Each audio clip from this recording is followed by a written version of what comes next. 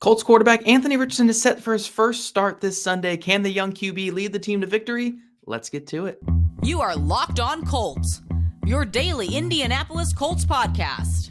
Part of the Locked On Podcast Network, your team every day.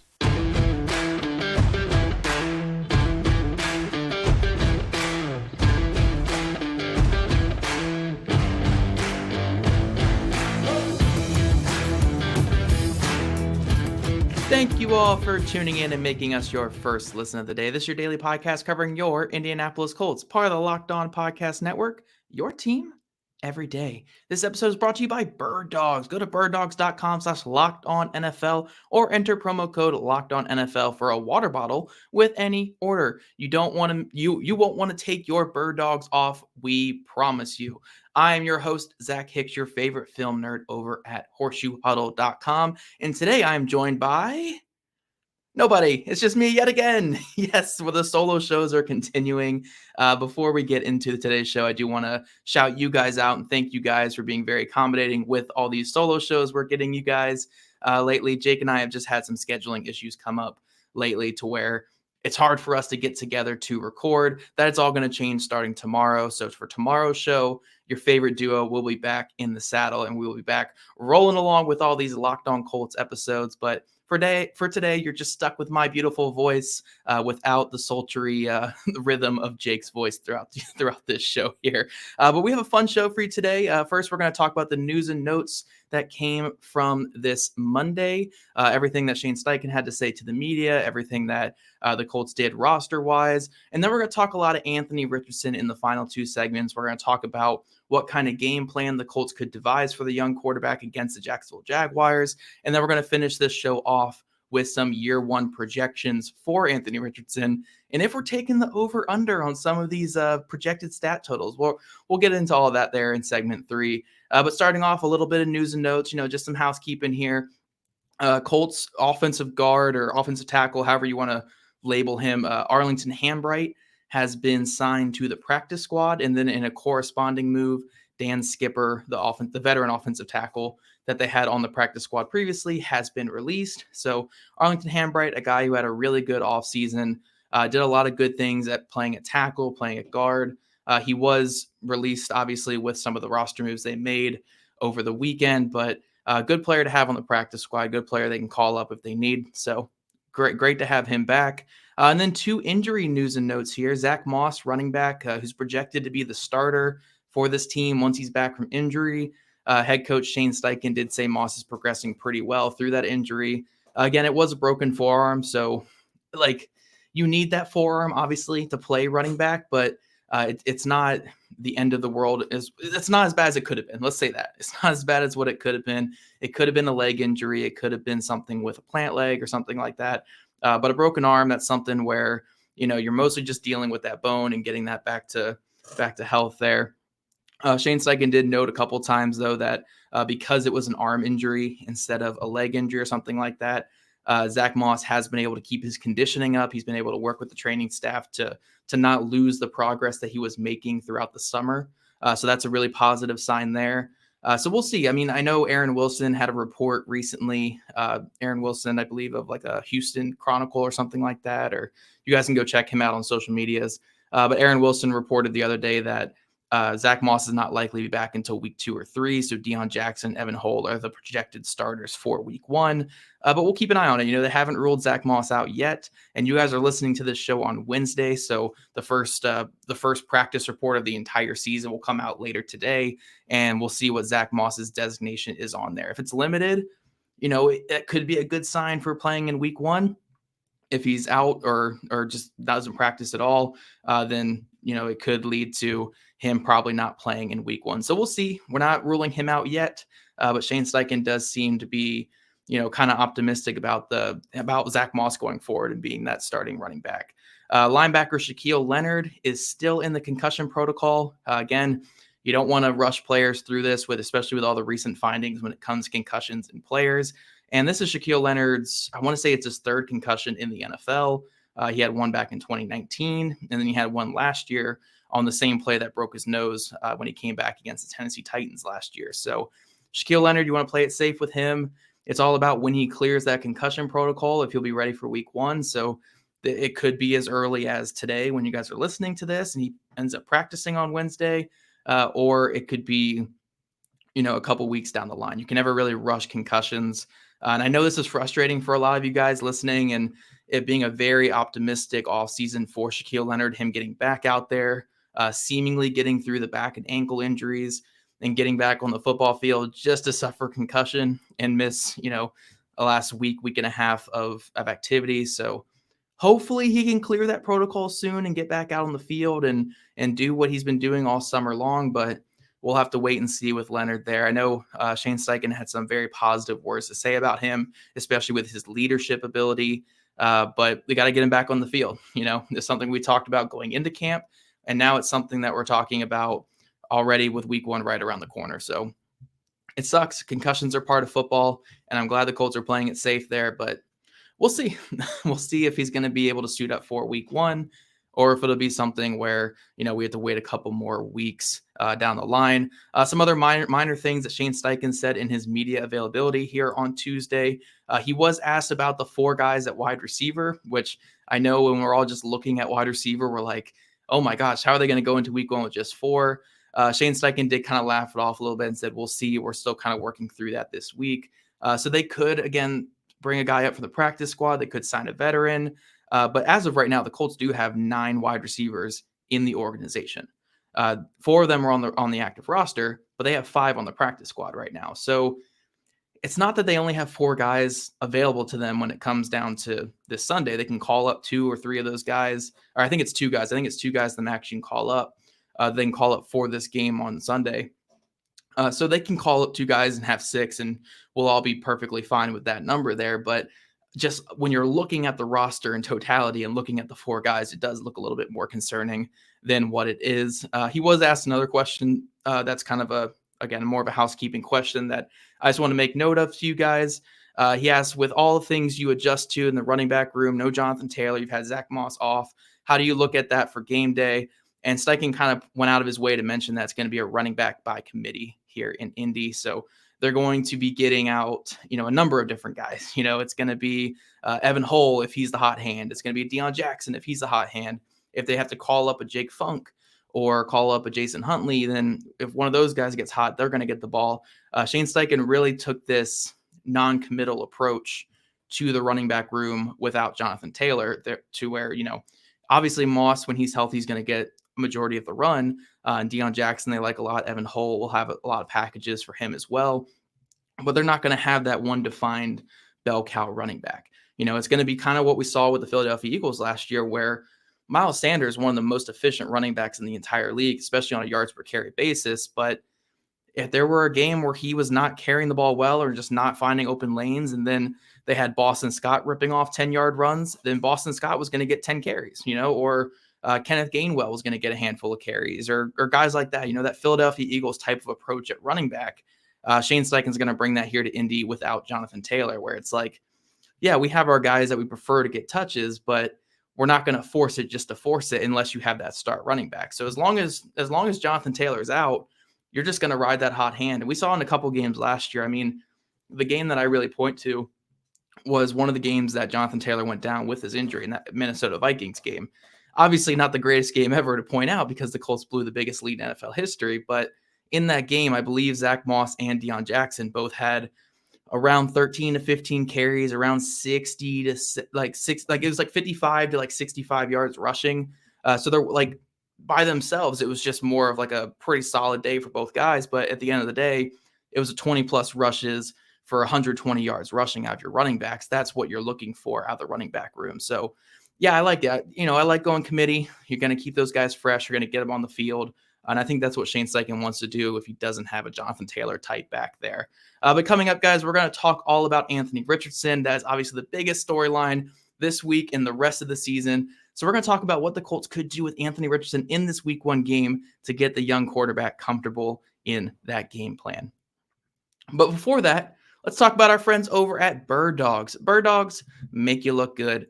Bird Dog stretch khaki shorts are designed to fit slimmer through the thigh and leg and give you a truly sculpted look. Bird Dog shorts do the exact same thing as Lululemon, but they fit way better. They fit way better than regular shorts that are made of that stiff, restricting cotton. I got my Bird Dog shorts in recently, and I was actually going fishing with my grandpa the other day, and I was wearing my Bird Dogs, and they're just so comfy. You can do, you can run around and do stuff like that outside. You can wear them for lounging stuff inside. Bird Dogs just fixed all these issues by inventing cloud knit fabric.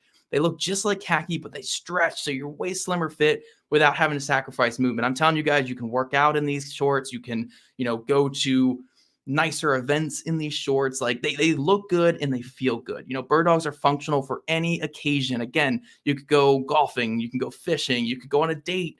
You could go, evening outwear, lounging for work. You could do everything with these Bird Dog shorts. So go to birddogs.com/LockedOnNFL or enter promo code LockedOnNFL at checkout for a free Bird Dogs water bottle with your order. That's birddogs.com/LockedOnNFL for a free water bottle at checkout. You won't want to take your Bird Dogs off. We promise you. And Everydayers, again, your favorite duo here at Locked On Colts. We'll be back tomorrow to talk all things Indianapolis Colts. Again, Jake and I will be back together tomorrow for the first time in like over a week to preview this upcoming game and talk about Colts Jaguars Week 1.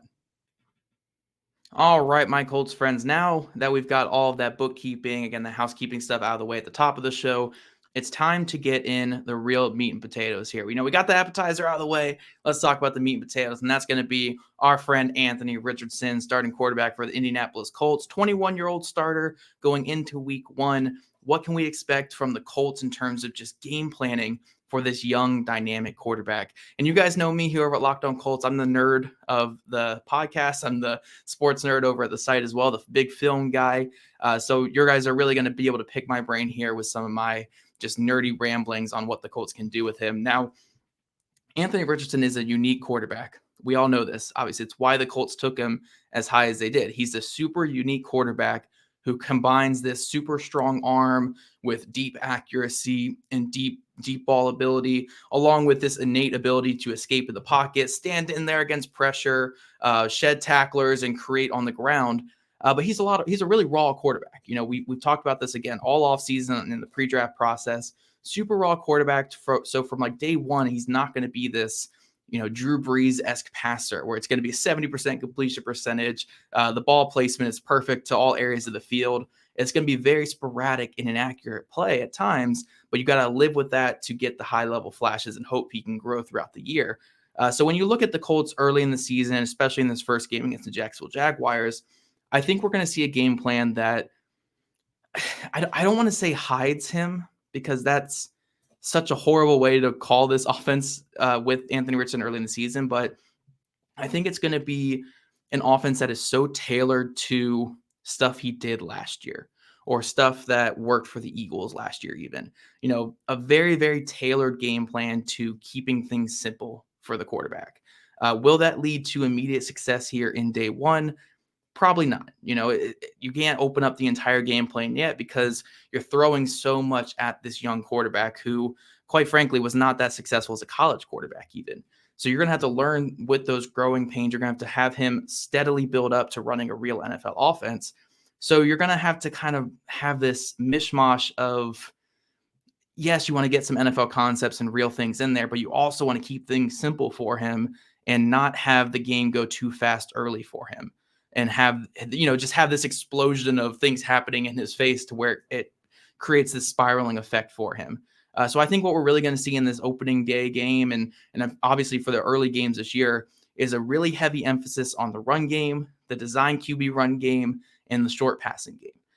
Obviously Anthony Richardson's not this elite short passer right now. Like he's not someone who's going to read the mesh points super well or read the leverage of receivers on stick and spacing routes. But when I talk short passing game, I mean like, the RPOs, those run pass option plays where he can pull it out and use that arm quickness to get the ball over the field. We're going to see wide receiver bubble and those quick screens a lot too, where it's a very simple blitz read. It's, I see that slot corner blitzing. I'm going to pull it out and just throw it to that receiver. Get an easy completion, let him get those positive yards and create some things for the offense. I think that's what a lot of the passing game is going to be with obviously some mixed in deep shots, a lot of play action. But I don't think we're going to see too much in terms of, we're not going to see some Peyton Manning levels concepts or anything like that. We're not going to see these really in-depth passing plays and, 7-step drop and read 3 different reads before you're rolling out of the pocket. I don't think we're going to get too much of that early from Anthony Richardson. It's going to be very, very college-y at times where, you're going to do a lot of play action. You're going to do a lot of the quick passing game. You're going to try to give him a lot of half-field reads and get into his head early. It's like, hey, look, if that half-field's not there, don't force it. Just scramble. You are this elite 250-pound rushing quarterback who runs this 4.4 speed, can break tackles effortlessly. Like, that's the strength in your game right now while you're still learning the passing. So if your half-field read's not there, don't try to whip back to the other side to a receiver that's not ready for it and throw an errant pass. Get out there, use your legs. That's what the Giants did with Daniel Jones last year. It was, look, if it's not there, use your legs. Don't be afraid to scramble. So I think it's going to be a very simplified yet fun offense early in the year for Anthony Richardson because you just don't want to throw too much at him from day one. You want to have things that are simple for him, things that are in a way kind of vanilla-y, but from fun sets, from, short gun sets and stuff like that with RPO plays mixed in, with read option plays mixed in. But it's going to be a lot of 1-2 read stuff because you just don't want to have him going through too many progressions and losing that timing super early in the year. So I think it is going to be a really heavy emphasis on the run game, though. I wouldn't expect him to come out in this week 1 game and throw the ball 40 times, even if they are trailing for a good bit of the game. I just don't think that's the game plan to go into this first game with. You want to dictate numbers in the box by utilizing your run game advantage. We've talked about this from the second Anthony Richardson's been drafted by the Colts, where, the Colts, unlike most teams, again, you can put them in the same bracket with the Baltimore Ravens, with the Philadelphia Eagles, with the Buffalo Bills, where when a run play is called, it is not 10-on-11 football like it is with every other team. Like even with, like, if you look at like the Chiefs or you look at the Bengals, even 2 great offenses, when they run the football, it's 10-on-11 football. You might have that backside defensive end just kind of waiting for the pass, and maybe you make it more 10-on-10 football. But for the most part, those 2 quarterbacks, for how great they are, they're not a rushing threat. But when you have a quarterback like a Josh Allen, a Jalen Hurts, a Lamar Jackson, and an Anthony Richardson, every run play is 11-on-11 football. Defenses have to account for Anthony Richardson in the run game. So while you have that as an innate threat right now against defenses, I feel like the Colts have to lean into that pretty heavy. You obviously don't want him taking these heavy hits and getting a lot of pain inflicted on him early in the season, but you have to lean into his strengths early on. While the passing might not be there from an efficient or an effective level completely right now, the running game is going to be there. He's going to be a 7-8 yards per carry type rusher because that's just what these quarterbacks do, the quarterbacks with his size and speed. So while the Colts offense might be struggling with the efficiency in the passing game, especially early in the season, because it's going to be pretty simplistic, more short game stuff with the occasional deep shot, you got to lean into that run game with your quarterback because that's an efficient way to move the ball. Obviously, you want him to protect himself, but that's what you want to see. So I would expect, again, kind of a college-y offense where if you look at the passing chart after the game, it's going to be like, 10 to 15 passes under 5 yards with a couple, 5 above 20 yards and very few within the intermediate type range. I think that's what we're really going to see from the Colts this year. A lot of layups and 3-pointers, not many mid-range twos. So we'll see that he can develop that throughout the course of the season, but I would expect a lot of that from the passing game. 2 other points of note, though, that I want to make for this offense, and I'm really curious to see, is Anthony Richardson in college did a lot of pistol formation and a lot of pre-snap motion at Florida. Those are 2 things that Shane Steichen really didn't do last year with the Eagles. The Eagles were bottom 5 in the NFL in pre-snap motion. They very, very rarely did pistol formation because Jalen Hurts just he didn't really enjoy that too much. He liked more of the short gun stuff, or like a little bit just like the empty set stuff. So they didn't really do a lot of the pistol formation. Will Shane Steichen incorporate those 2 things, though, in Anthony Richardson's early games? Because that's what he did so much at Florida. Go back and watch any Florida game from this past season with him at quarterback.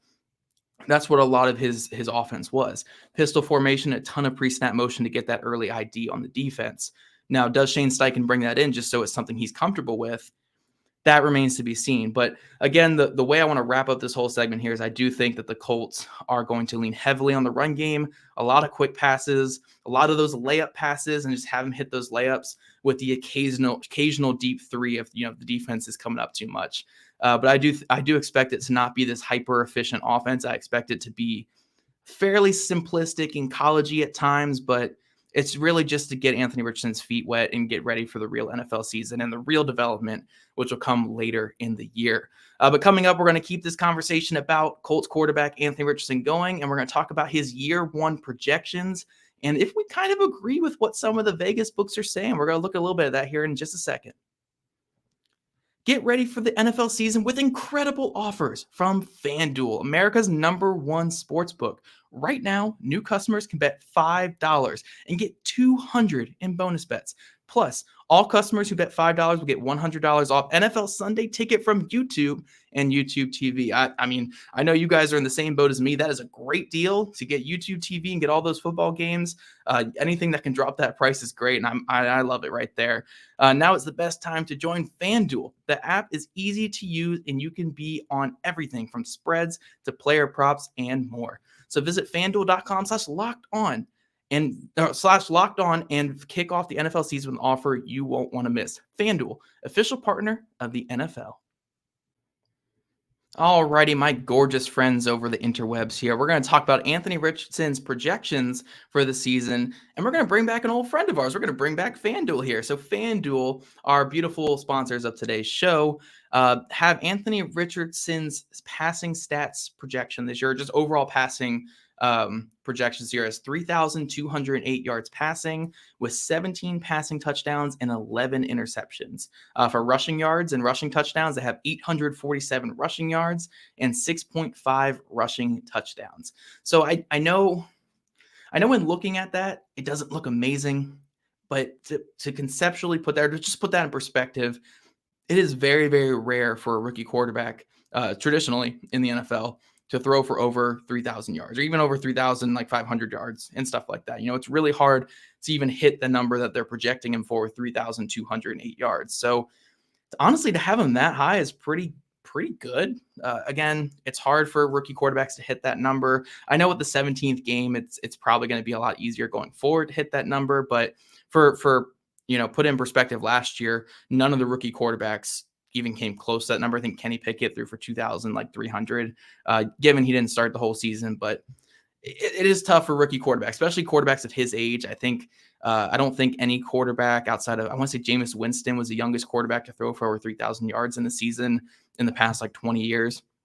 Threw for 3,100 as a rookie. So to have him at 3,208 yards passing, it doesn't seem like a ton, but for where he's coming from, I think that's a pretty solid number there. 17 pass touchdowns, 11 interceptions. I think you can kind of dance around a little bit with those numbers there. You could see it going as high as 20. You could see it going as low as 10 passing touchdowns. And with interceptions, it could be anywhere from, with him, it could be anywhere from 8 to 20. It could kind of go all over the place because you just don't know what the interception luck is going to look like. The really interesting one, though, is the rushing yards and rushing touchdowns.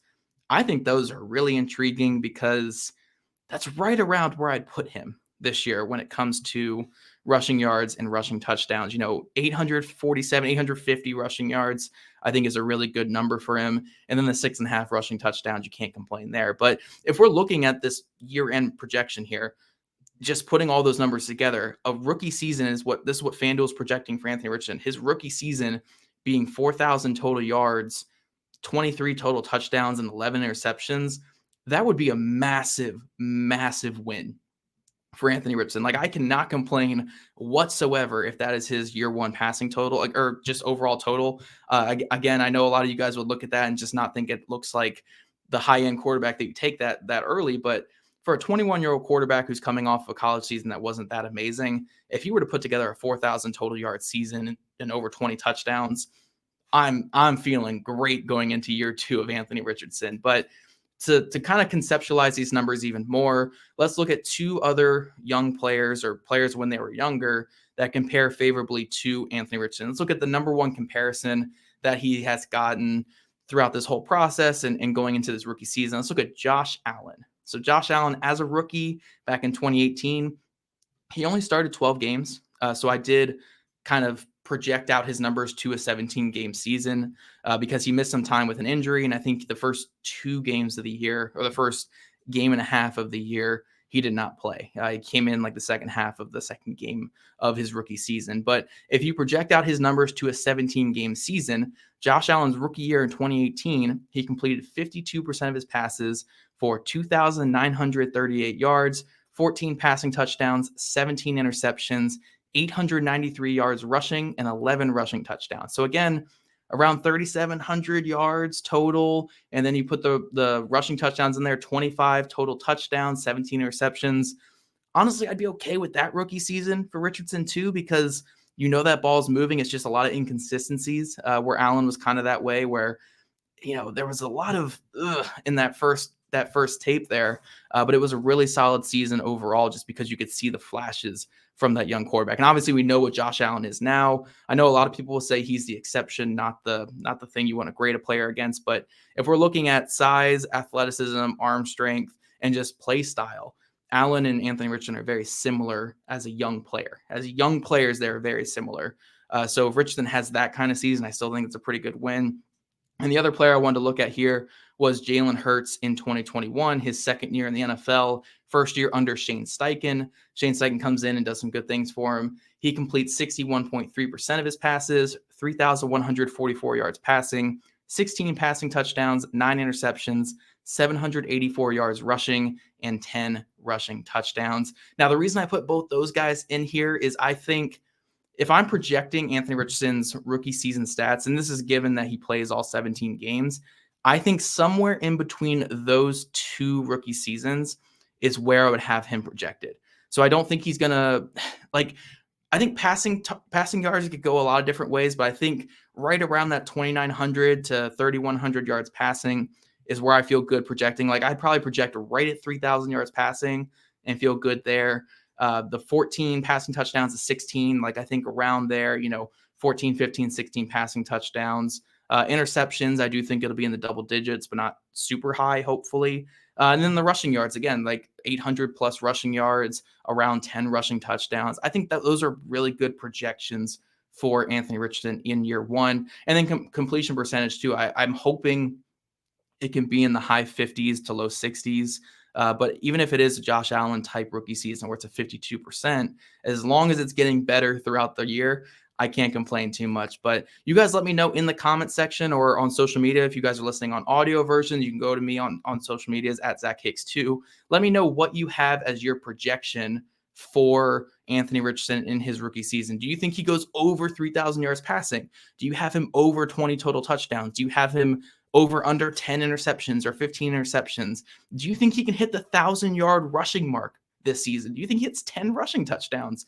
Let me know in the comment section here on video on YouTube, or let me know on social medias at ZachHicks2 over on Twitter/X. And I think that's all we have for today, guys. Again, every dares, Jake will be back with me tomorrow. We're going to talk all things Colts, getting ready for this Jacksonville Jaguars game. And if you guys don't already, follow at Locked On Colts, at Jake Arthur NFL, and at ZachHicks2 all on Twitter. Also, subscribe to the Locked On Colts podcast and wherever you listen to your on YouTube, wherever you listen to your podcast. We'd love your guys' ratings and reviews, and we'll see you guys back here bright and early tomorrow morning.